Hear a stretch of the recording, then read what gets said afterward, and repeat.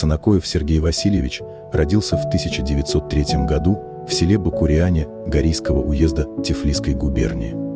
Получив среднее образование в сельской школе Бакуряне, он продолжил в 1914 году обучение на учительских курсах при наркомпросе Южной Осетии в городе Цхинвале в 1930 году.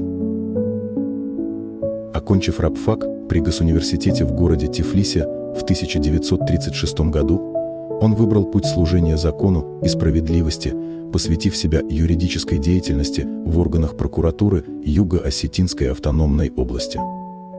К концу 1930-х годов Санакоев зарекомендовал себя как компетентный прокурорский работник, и 1 декабря 1939 года он был назначен на ответственную должность заместителя прокурора Юго-Осетинской автономной области.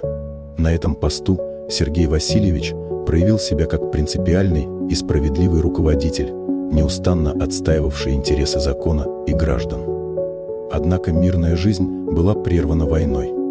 Когда над страной нависла смертельная опасность, Сергей Васильевич, не колеблясь, встал на защиту Родины. 4 ноября 1941 года он был освобожден от занимаемой должности в связи с мобилизацией в ряды рабоче-крестьянской Красной армии. В действующей армии Сергей Санакоев проявил себя как талантливый организатор и идейный вдохновитель бойцов. Ему было присвоено звание военного комиссара, он служил политруком, неся ответственность не только за боевую подготовку, но и за моральный дух солдат. Судьба привела Сергея Васильевича к героической обороне Севастополя, одной из самых трагических и одновременно славных страниц Великой Отечественной войны.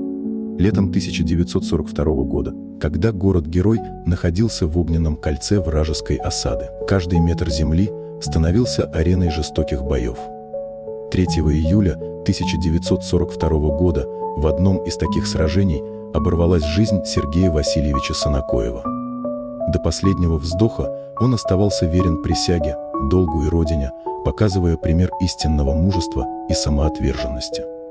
Память о нем живет не только в официальных документах, но и в сердцах благодарных потомков, для которых его жизнь стала примером беззаветного служения своему народу и стране.